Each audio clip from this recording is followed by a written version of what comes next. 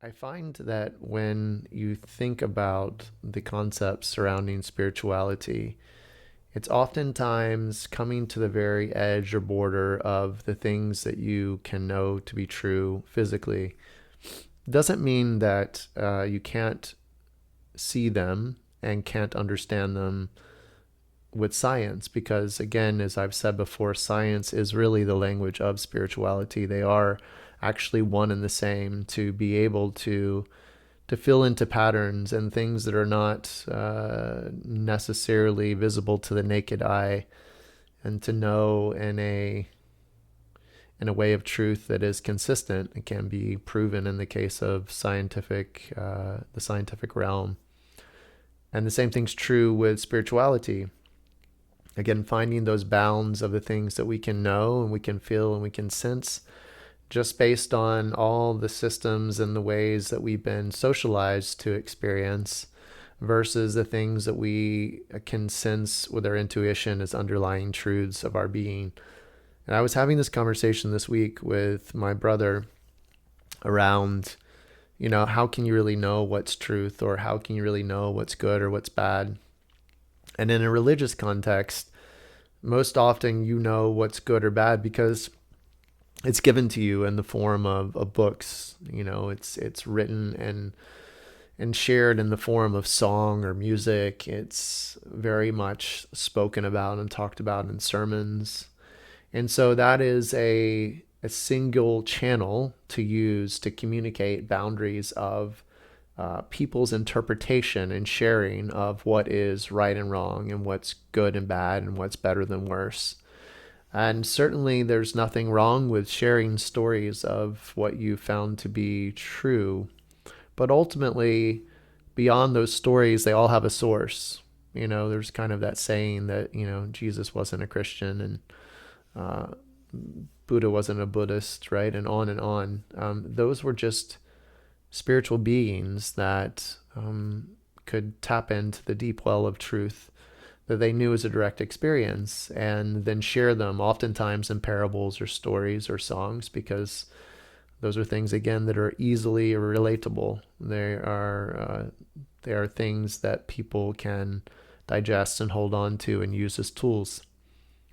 But each one of those people, and yourself included, there is that intuitive knowledge, those intuitive bounds of what can be true, what is true. And so, even as we start to think about our body is an amazing teacher, as a container, as a conduit of the life experience.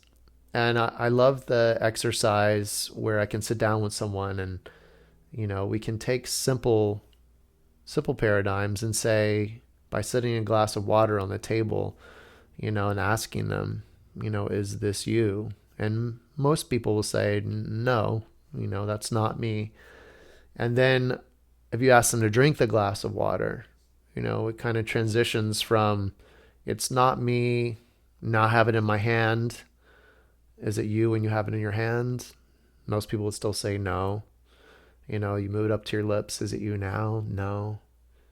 And then you start to drink. And then it's such an arbitrary thing, right? At what point, since the vast majority of your body that you're carrying around in the spacesuit is in fact water, at what point and why does it matter that at some juncture you decide that that is you through your direct experience? Because if I take a cup of your blood and I put that in a glass, and I say, is that you? Even if it's not you, because it's no longer in your body, most people would say, oh yeah, that's me. That's my blood. That is a deep identification with myself. And if I did the same thing and I took a cup of urine from a person, that same water that went through their body, the sacred space, and through their blood system, and then, that's a glass on the table, I say, is that you? Most people will say, oh no. But if they needed it for a medical procedure, they'd write their name on it and say, yes, this is me, right? So there's this very interesting set of layers in which we choose. It's a choice, actually, in fact, to use our labels and our stories of self-identification.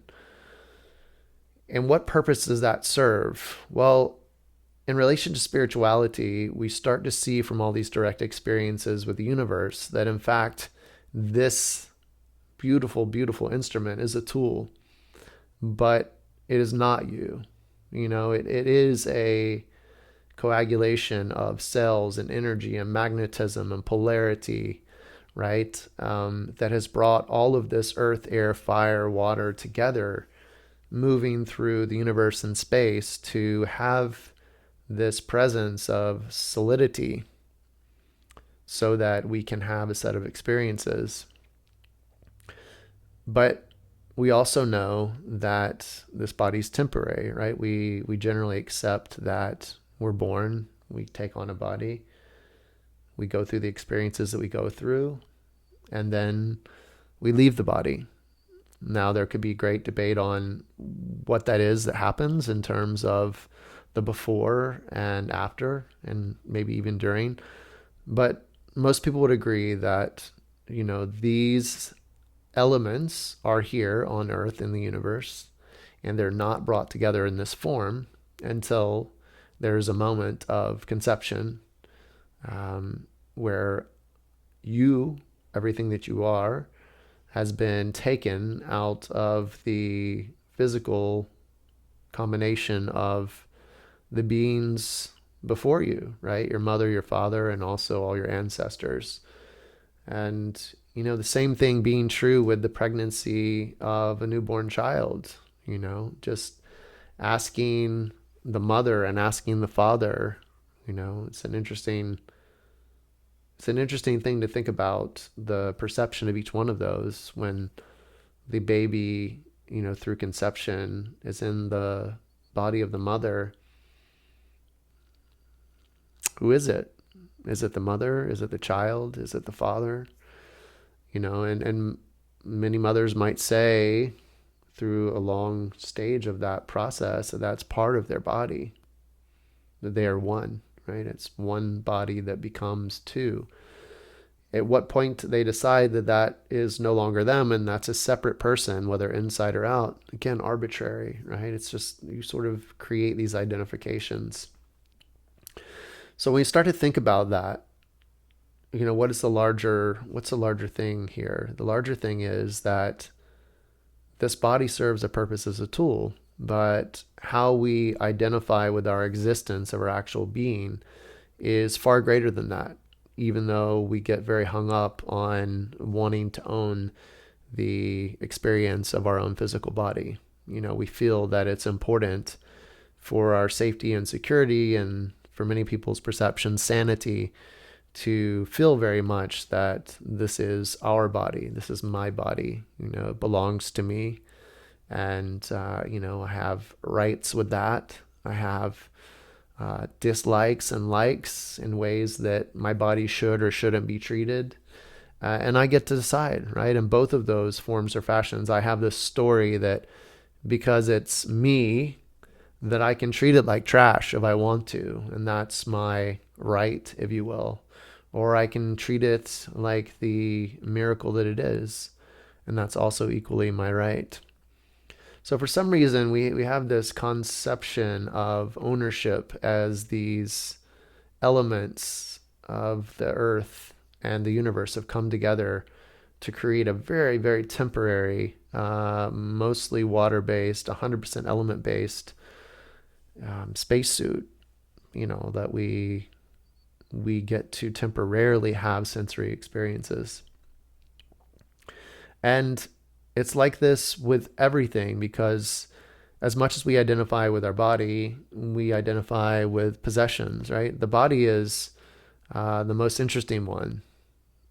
But once we decide that this is ours, then we also decide that the experience that's being had through this spacesuit and this gift also gets to then have conceptions of ownerships of other things. And, even our legal system, oftentimes ownership in many ways is conveyed or not based on the physical presence that you have there. You think about squatters' laws, and you think about other ramifications of owning land or owning a home. And then Whether or not you're physically there or you've shown signs of your ownership, well, then the legal system gets to decide, in fact, whether or not you own it or someone else owns it. So it just spreads out. You believe this experience that this is, in fact, your body, that you have ownership of it, that gives you your sense of self, that this is me only, and this is not me and everything else.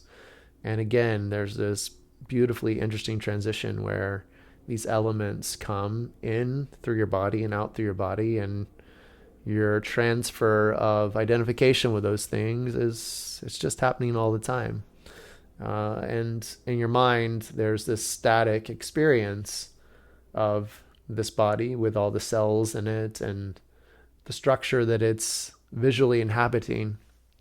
But in fact, we know that there's nothing static about this body.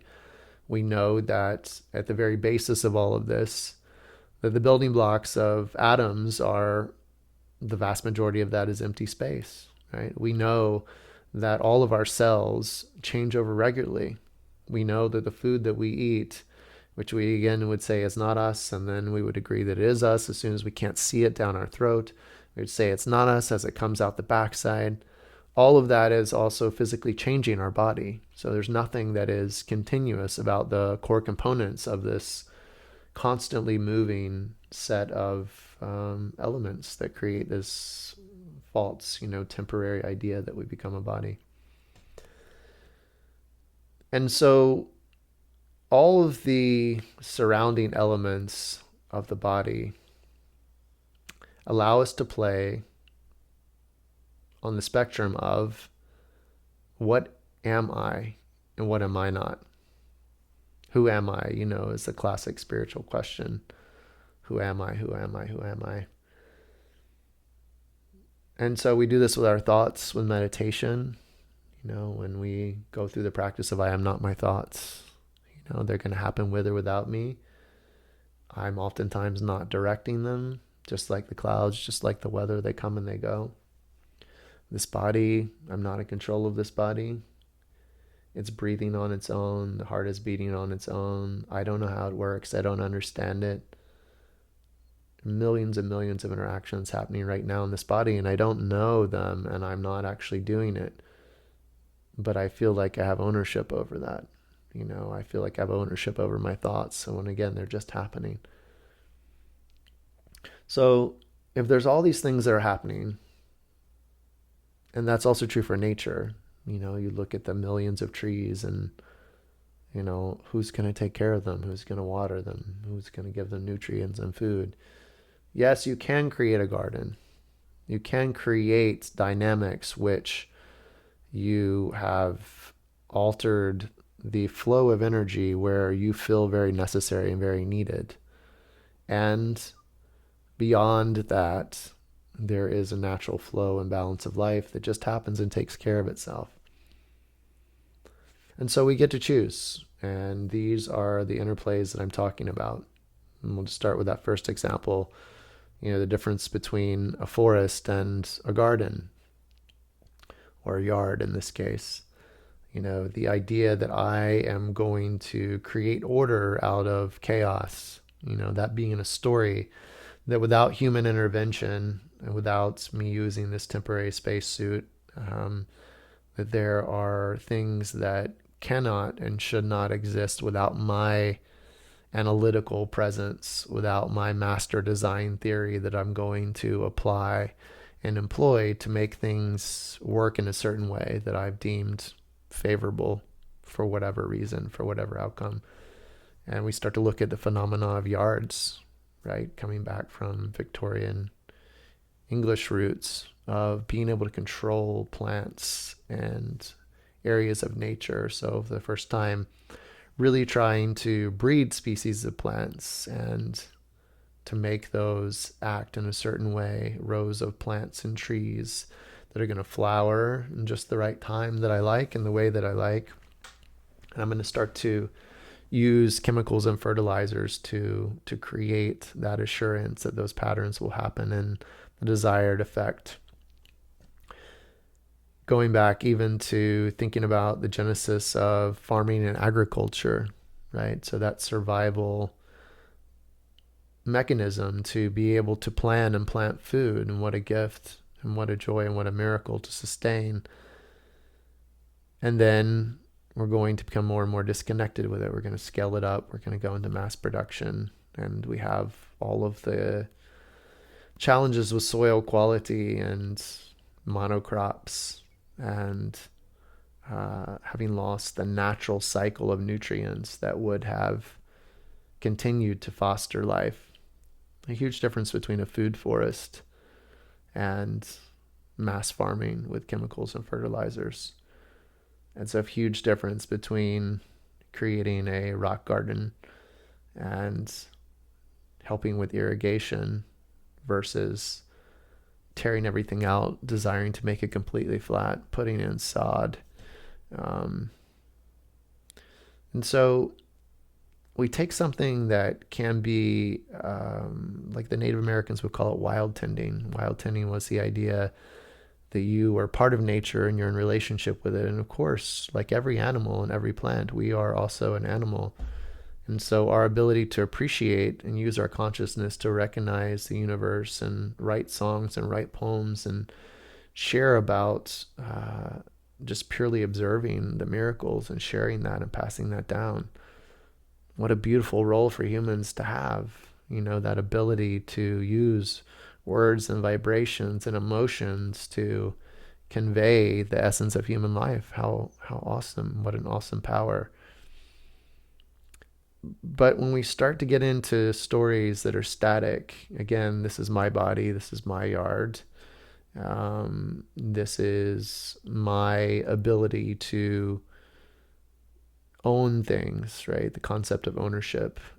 All these things that have created pain and suffering are resulting from lack of direct relationship, layers of separation.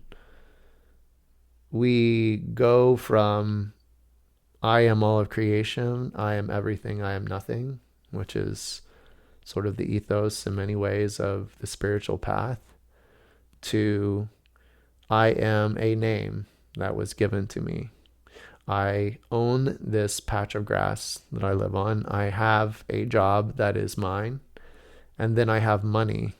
And the concept of money, again, I see it as a separation of the transfer of energy. So what does that mean? It means that as organisms, as creatures with temporary bodies, we get to acquire things. In this case, it could be resources, it could be food, and we get to give them.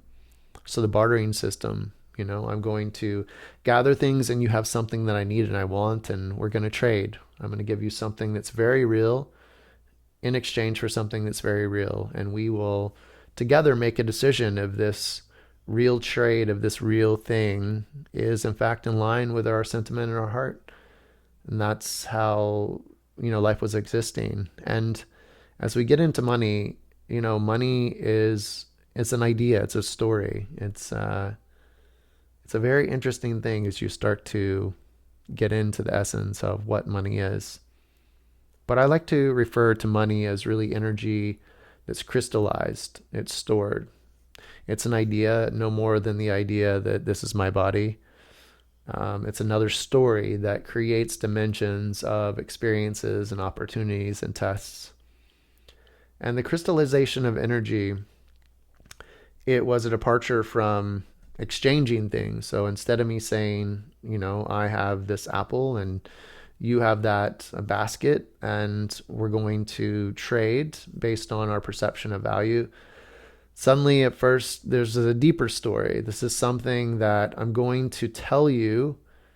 You're going to believe in the story that this thing that doesn't directly support your own goodness and your survival, it's indirect now.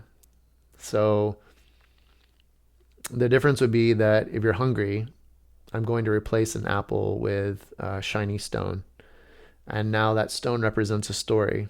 And that story of that stone represents scarcity. And scarcity represents value.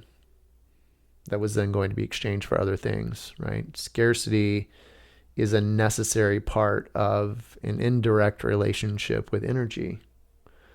If you don't have scarcity, then the story that goes behind this thing that you're giving me, it doesn't have any worth. It doesn't create in me a sense of demand to do an action, to take an action, to respond. So as soon as we got out of direct relationship, which we would then say is separation, I'm not saying separation is good or bad at this point, but separation allowed us to create value that was no longer directly tied to the energy between us.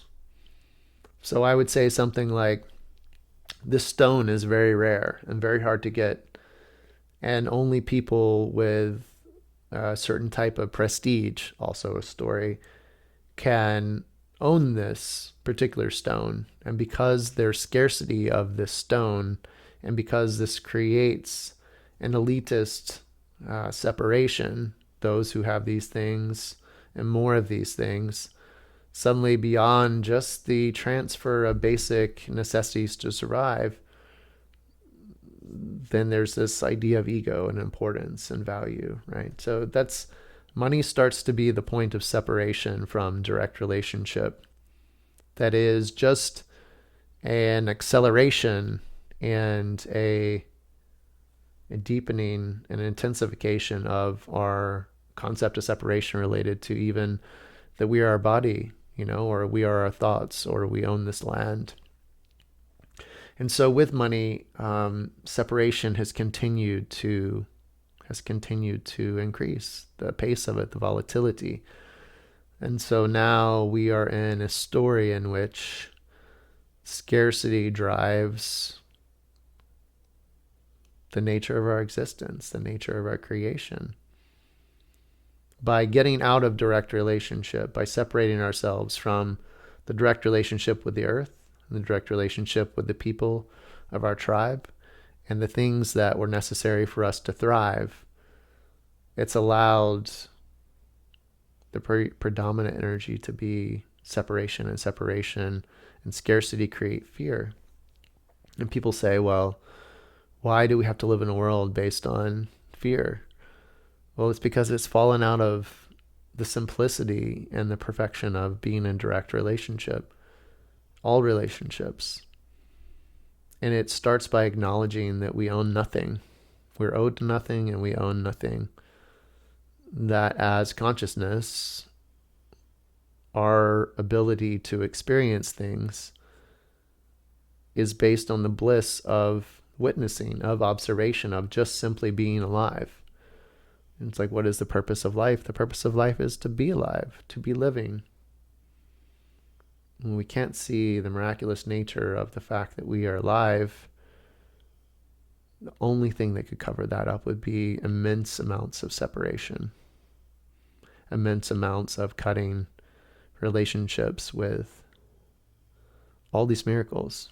Our relationship again with the earth and the stars and the sun and the moon and the water and our body. Having a relationship with our body not because we own it just happens to be ours, but it's actually a miraculous relationship because we are not it. It is not ours.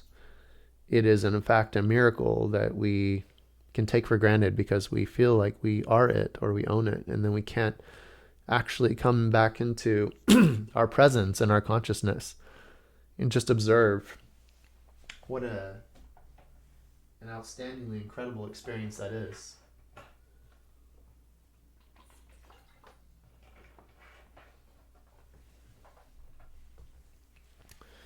So spirituality gives us a chance to come back to looking at these truths. Contrary to popular belief, it doesn't mean that we have to be any way or not be any other way. It means that we get to find freedom and we get to reconnect to purpose and happiness by realizing that we aren't it and we aren't doing it. It doesn't mean that we do nothing. It means that as soon as we can connect back into an existence a bit above and beyond scarcity, above and beyond separation, that is not based on a representative transactional purpose through money alone, that then we can get back into a place of reconnecting to all those elements we talked about ending the separation within the realm of your own heart.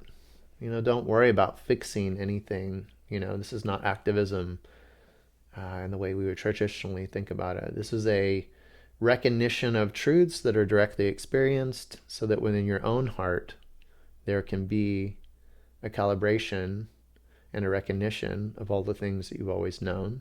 Again, the remembering. And as you do it, as you do that polishing of the heart, of that cleaning, of creating time and spaciousness to come back to these realizations, everything will start to get back into harmony and balance as it was originally. You don't need to end capitalism. You don't need to, on the back of your own shoulders, solve climate change. You don't need to personally end the war. But you do need to tend to your own spirit and your own soul, and know that as you do that alone, and you come back into the position and the existence of the witness, that when you can hold that clear, clean, deep well of knowingness and energy, everything else will take care of itself. The trees on the mountains will get watered, the sun will come up, the earth will spin at exactly the right speed at exactly the right time.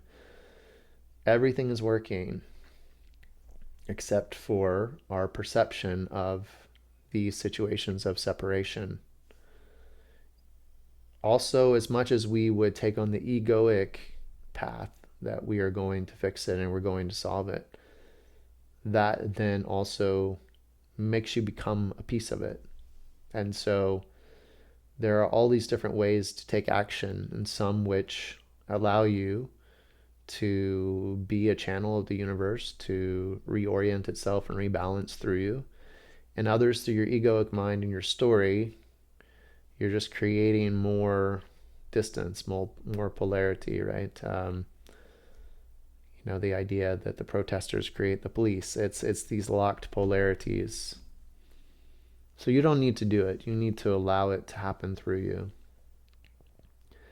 And we get back to the simplicity and the fun when we get to remember and realize that this isn't my body. This isn't my land. This isn't my house. This is not my child. I am all of that, but I don't own it. It's not mine. There's no story of separation of, what I get to give or only receive within such a small sliver of reality.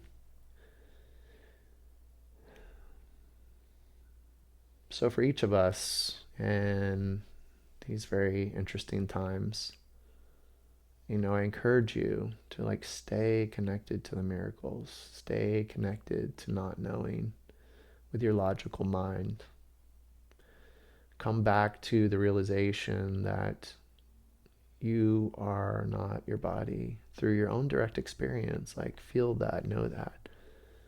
You're not your thoughts. This is not your yard. This is not your job. This is not your car. Don't worry about what happens next. Don't worry about what you need to do or what you don't need to do. Just stay in that realization of coming back to the truth of the essence of the universe. So thank you so much for your time. Lots of love.